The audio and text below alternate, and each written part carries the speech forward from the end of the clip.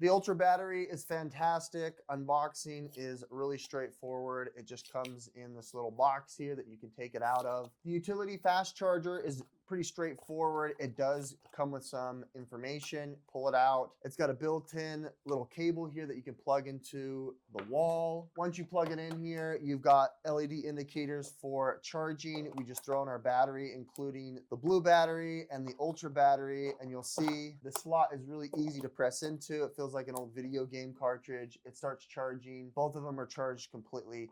A nice little plus here is that you have micro SD card slot here you can put in there, and then it locks it into place if you wanted to have this as a way to be able to carry a few more cards. I like that. They have marked it in orange, which I think is fun. This is going to give you a lot more shooting time. Coupled it with endurance mode, and you've got yourself well over 200 minutes of active on-time shooting. I hiked up my mountain and I had this on, shooting well over 2 hours of footage, and by the end of it, I still had tons to spare.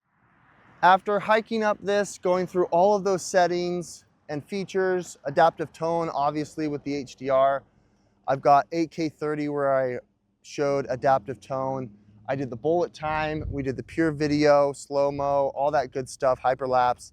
And this battery is fantastic. It's still at 40%. Usually when I go out and shoot for like over 2 hours straight with the camera on, full brightness, Bluetooth connected, it drains the battery entirely. And so that's really to prove how amazing this device is. 40% left, battery still running, still going hard.